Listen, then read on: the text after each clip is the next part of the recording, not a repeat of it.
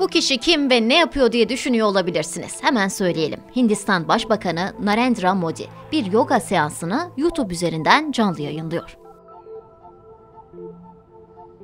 Yoga yapıyor, iç huzuru, evrenle bütünleşme, sevgi kardeşlik falan diyebilirsiniz. Ancak bu işin edebiyatı oluyor. Türkiye'de pek konuşulmasa da dünyanın yakından tanıdığı bu isim, Hindistan'da giderek yükselen İslamofobinin ve ırkçılığın popülist lideri.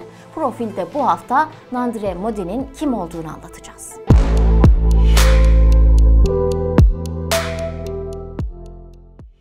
17 Eylül 1950'de 6 çocuklu bir ailenin ortanca çocuğu olarak dünyaya geldi. Yüksek orta öğrenimini Vadnagar'da tamamladı. Öğretmenleri ve çevresindekiler tarafından güçlü bir retoriğe sahip bir isim olarak tanımlanıyordu. Henüz 8 yaşındayken Hint Milliyetçisi Ulusal Gönüllüler Organizasyonu'yla tanıştı ve eğitimlerine katılmaya başladı. Burada kendisine siyasi akıl hocaları edindi. Modi'nin siyasi kariyeri biraz da zorunluluktan bir muhalif olarak başladı. Bu yıllarda Hindistan'ın başında ülkenin en uzun süre görevde kalan ikinci başbakanı Indira Gandhi vardı.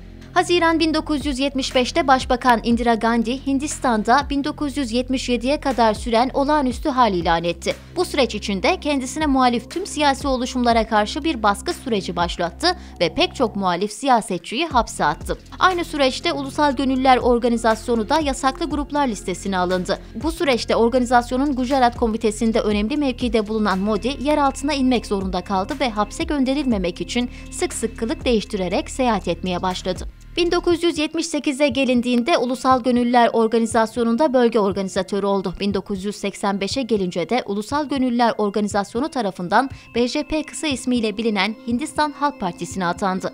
Burada adım adım yükselen Modi, 1998'de BJP'nin genel sekreterliğine terfi etti. Modi, Müslüman karşıtı yüzünü henüz genç bir siyasetçiyken gösterdi. 27 Şubat 2002'de Gujarat'ta bir tren yandı ve yaklaşık 60 Hindu öldü. Modi olaydan sonra yaptığı açıklamada olayın yerel Müslümanlar tarafından planlanmış ve düzenlenmiş bir terör saldırısı olduğunu ilan etti. Bu ilanla Gujarat çapında büyük bir iç çatışma çıktı. Özellikle Müslümanların hedef alındığı saldırılarda 790 Müslüman ve 254 Hindu yaşamını yitirdi. Modi, Gujarat'ta yaşanan bu şiddet olaylarının ardından sadece kışkırtıcılık yapmakla değil, aynı zamanda saldırgan Hint ırkçı gruplarını yönetmek ve Müslümanlara ait mülklerin listesini vermekle suçlandı. 2012 yılında Modi, Hindistan Yüksek Mahkemesi tarafından atanan bir özel soruşturma ekibi tarafından şiddete suç ortaklığı yapmaktan aklandı.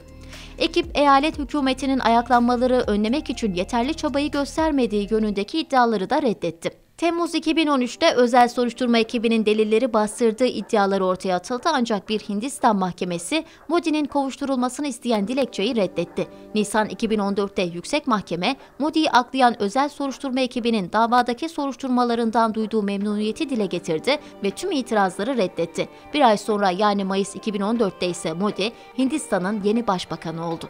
Modi tamamen şaibeli bir ekip tarafından aklanarak Hindistan'ın başbakanlık koltuğuna oturtuldu ancak 2002 olayları birçok bilim adamı tarafından bir soykırım olarak tanımlandı. Hatta bazıları trene yapılan saldırının da planlanmış bir tetikleyici olduğunu iddia etti. Geçmişinde karartılan ve adı konmamış bir Müslüman katliamı bulunduran Modi, iktidara gelişinin ardından da Müslümanlara yönelik soykırımcı politikalarından vazgeçmedi.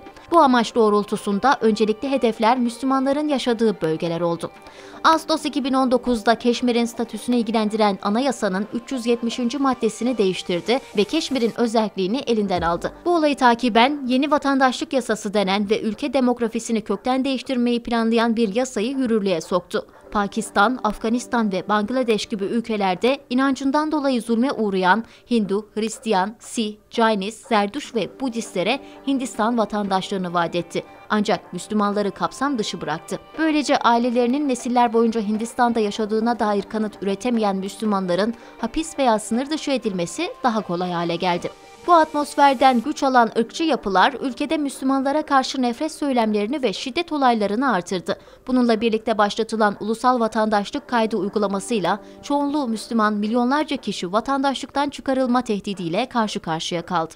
Bu yükselen korkutucu tehdit Time dergisinin dahi dikkatini çekti ve Ekim 2021'de Hindistan, Müslüman karşıtı bir soykırıma mı hazırlanıyor başlığıyla haber yayınlandı. Haberin detaylarındaysa şu yorum vardı. Modi Gandhi'yi törenlerle anarken onun Hindu ırkçısı katilini açıkça yüceltiyor. Modi'nin bakanları ve yasa koyucuları insanları serbestçe vurmaya ve onlara karşı soykırım başlatmaya çağırıyor. Üstelik bu kişiler eylemlerinden dolayı cezalandırılmak yerine terfi alıyor.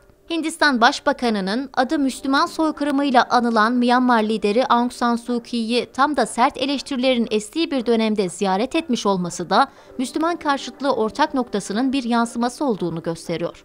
Hindistan'da nefretin ve şiddetin arasına hapsettiği insanlar Modi ismini her zaman soykırımla, şiddetle ve ırkçılıkla anacak. Belki bu hatırlatmalar sayesinde dünya ve Türkiye kamuoyu da Modi'ye karşı sesini daha fazla çıkaracak. Çünkü susmaya devam edersek yarın çok geç olacak.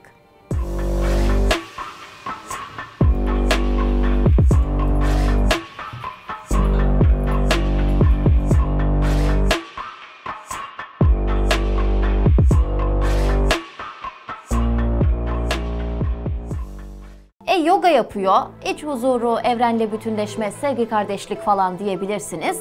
Ancak bu